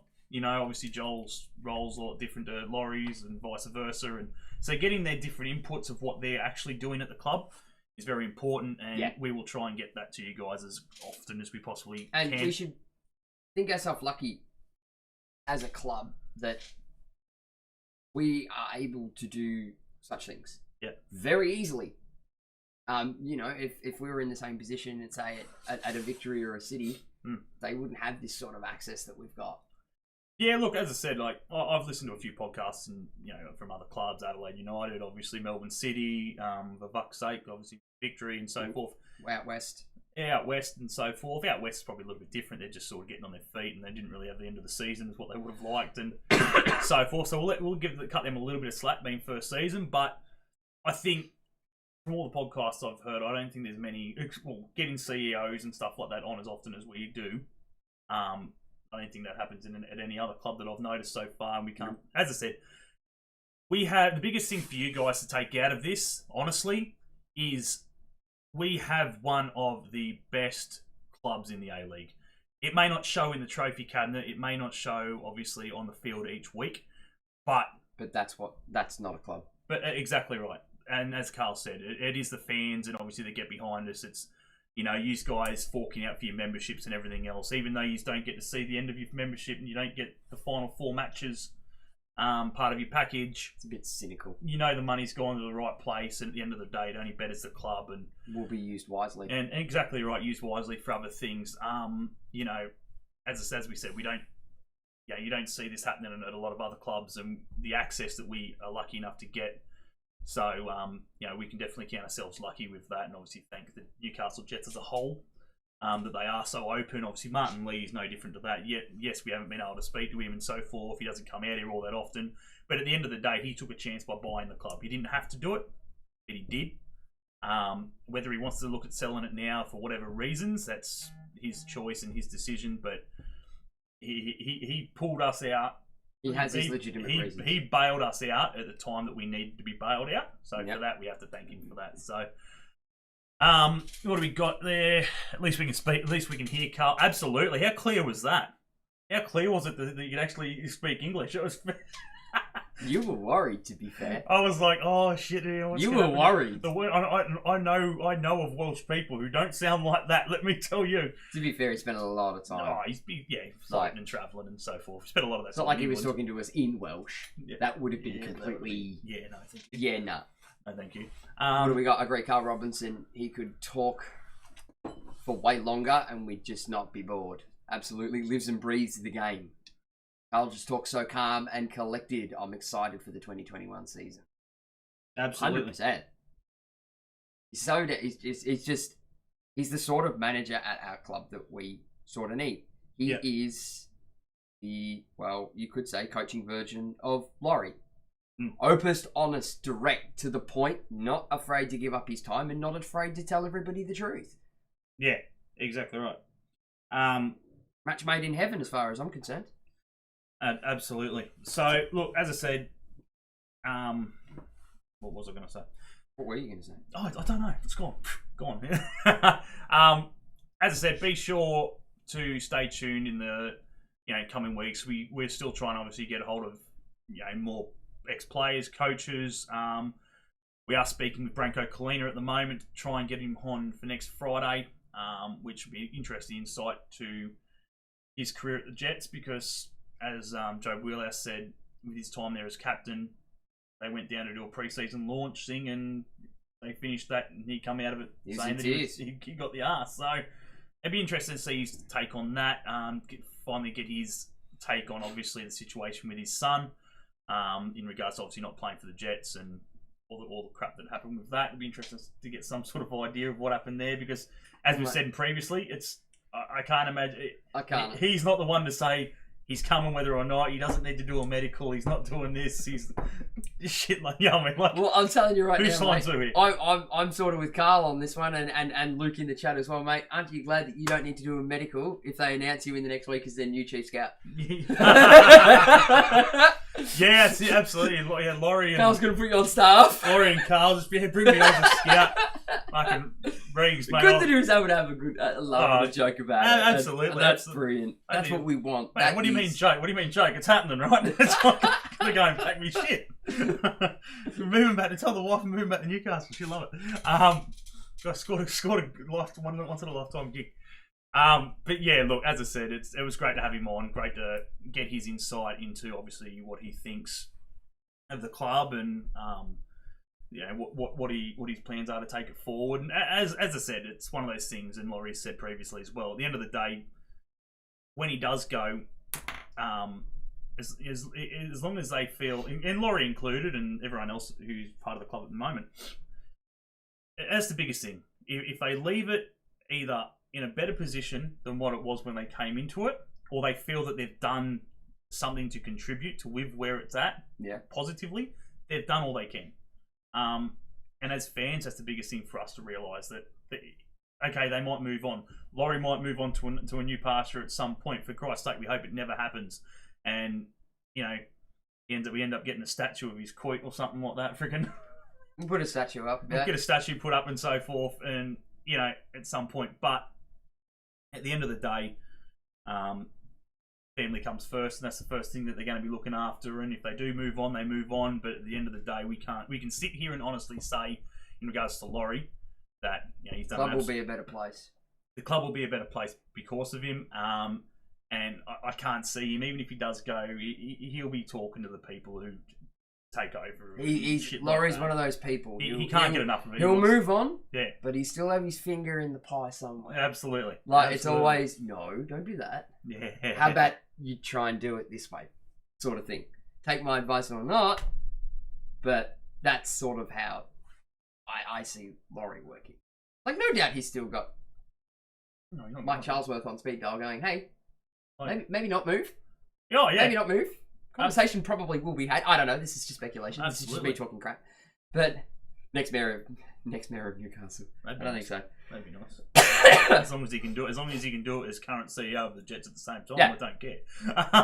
Give him an MBE for his contributions to Australian sport. Absolutely, he bloody needs to. But yeah, look, as I said, guys, we're going to wrap it up and so forth. But as I said, it was a pleasure to obviously get him on and interview him, and just, as I said, just talk basic football. Yeah. And, you know, without obviously, you know, the whole journalism style or anything like that. Sheet of paper and a few questions popped on it. Friggin' the amount of friggin' spelling mistakes where it was just drafted. Yeah. I didn't even friggin' look at it. I just went, get them on there. I'll figure out the spelling later. But at the same time, we thank you guys. We can't do it without you guys. So without you guys jumping on, everyone in Facebook, everyone on the YouTube side of things, be sure to obviously jump onto Facebook. I'll jump onto my YouTube channel. Subscribe over there, like the Facebook page, and tag 2 of your friends down below in the giveaway post to get your chance, have your chance to win, obviously, a pair of Mako glasses valued at $200, thanks to our major sponsor at Gabriel Mar Eye Care Plus, and obviously thanks to Mako for doing so. Yeah, obviously without the major sponsors jumping on, it's, you know, we just sort of sitting here and trying to find things themselves to give away and everything else. So it's an honour to obviously have these guys on as major sponsors and giving up a little bit of their time and products, I suppose you'd call it, to give away to you guys. So yeah, as I said, everyone in the Newcastle area, be sure to jump down there and see those guys. Lockie and his dad at Gabriel Mar Optometrist Jesmond. They're in the off Blue Gum Road there, in the Shortland Plaza, Shortland Shopping Centre, or whatever it's called. Yeah. So, yeah, jump down there, see them, book in for your eye test, tell them you listen to the show and everything else, and as Lockie said last week, he'll be more than happy to look after you and so forth. But yeah, other than that, guys, we thank you guys immensely. Enjoy your weekend. I do believe he's doing another show, obviously, with the Jetstream. Go and give that a this listen afternoon. As I said, guys, it was a bit of a melee with. It was a hot mess. Yeah, the biggest thing is, you know, again, we don't really align with them. We don't overly talk to them about who we're getting on and vice versa. So it was just unlucky the way it worked out. But I'm sure, obviously, it was. We've got him too, and it's like, okay, sort of thing. At the end of the day, I'm sure one of the guys at least will listen through to it and try not to get the same sort of questions. I'm sure, as I said, there's plenty of questions we missed out on as well. So yeah, we sure there's plenty of tried to make ours as broad as possible, as to not, you know, so both sides they've got different questions. Yeah, try to soak up everything. But yeah, at the same time, you know, be sure to go check their stuff out tonight. I think it's been released at 7:30, I think, tonight. After they do their interview. But yeah, be sure to jump on there and have a look at that stuff. Be sure to enter the competition, as I said, the giveaway of the glasses. Thanks, boys. It's my pleasure to be able to support you and help you grow your channel. Grow. Thanks, mate. Thanks, Lockie. Absolutely. It's still Saturday, and you should probably be at work by now, right? He probably sure is you're helping out with your dad working on a Saturday. He's probably got it up on his phone on the counter next to Football Manager. Yeah, probably. Football Manager on the computer and that on the phone. Probably. But yeah, as I said, guys, thanks to Luke, thanks to Chris, obviously everyone in Facebook. Andy Wright. You got a few names. Yeah, there was a few that jumped in here. Jacob Skibberus, Haley was in here. Graham Moore, Jolly Griffiths, Chatty Eckert, Damien McFarlane, Ricky T, Marky, your father-in-law, Job jumped in. Joey Muir. Yep. We used to play footy with. Your wife. Your mum. There you go. So you say, mum's on board, happy days. But yeah, as I said, thanks to everyone on Facebook side of things as well. Thanks to everyone on the YouTube side. But yeah, as I said, I'm going to probably do that giveaway in about 2 weeks. So I'll give it a bit of time, obviously, for everyone to get in on it. But as I said, the easiest way to enter, go subscribe to the YouTube channel, like the Facebook page, and be sure to tag 2 friends down the bottom to obviously get them into the running as well. Don't tag us. Don't tag us. If you're friends with us, don't tag us. We're not your friends in regards to this giveaway. We've already had to disqualify poor Dale. Yeah, Dale's out. Dale's out because he put our names. Yeah, that's it. Go find 2 other friends. Obviously, it shows he's got no one else. Yeah, probably. No, I'm sure he's got plenty of friends. But yeah, as I said, guys, thanks heaps for that. We will be back next week, as I said, with hopefully something.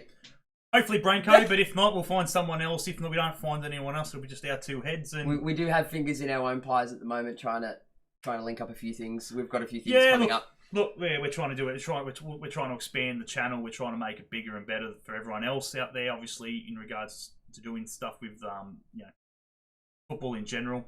So we'll see what happens and go from there. But yeah, we are trying to line up a couple more interviews. Yeah, as I said, in regards some of them to a little bit left of centre. Yeah. Obviously, Something different. The biggest thing is at this point, we're not going to give it away. No.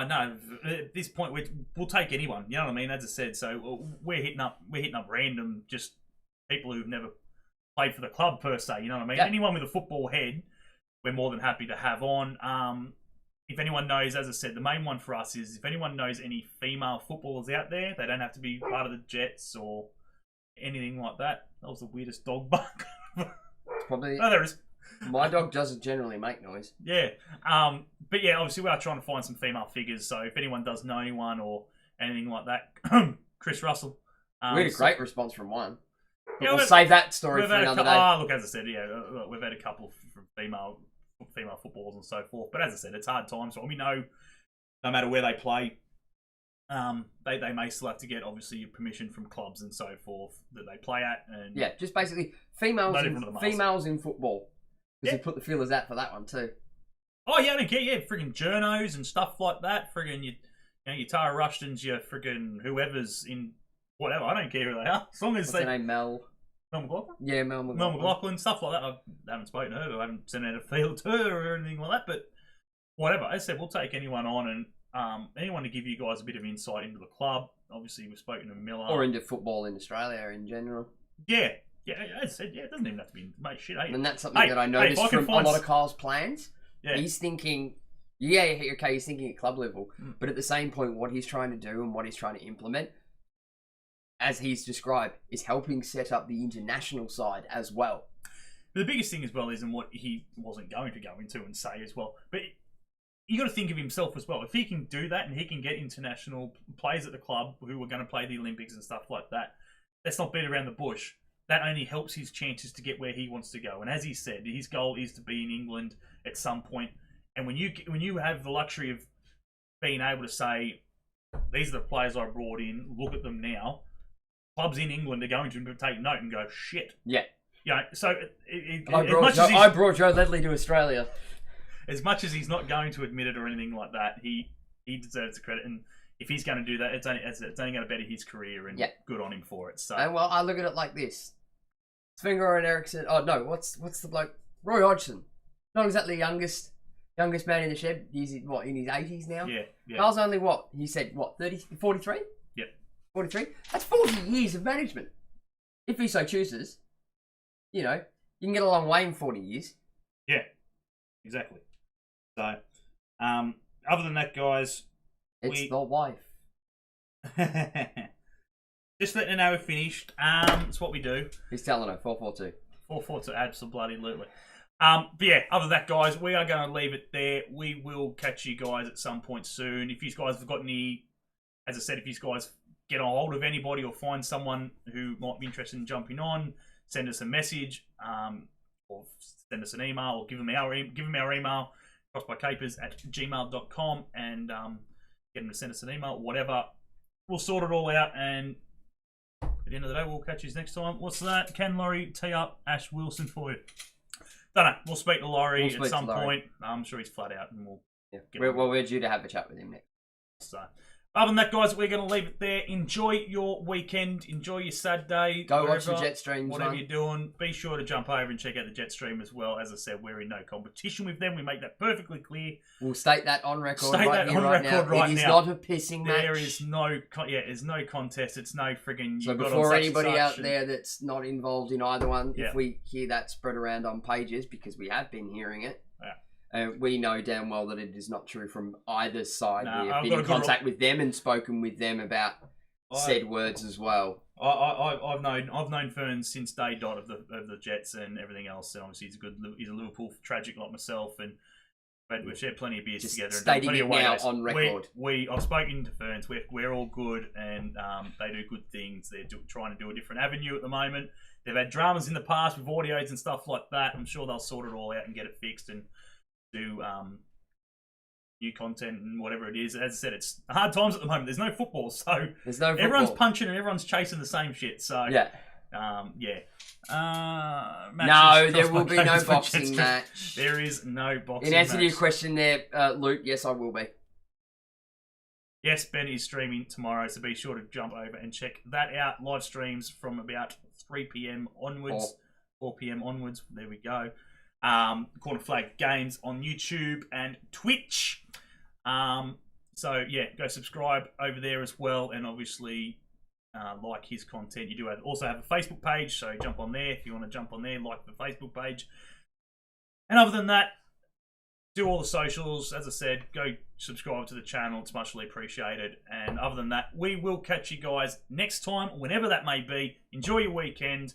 Hope you guys enjoyed the interview with Carl. We'll sure to get him on at some point in the coming months when he's obviously here and settled in, and we've got some sort of more information in regards to What's playing going on. future and what's happening and so forth. So catch you later, guys. And as always, wherever the hell they may be, whether it be Manly or friggin' the Moon, we hate Coast Scum. See you guys.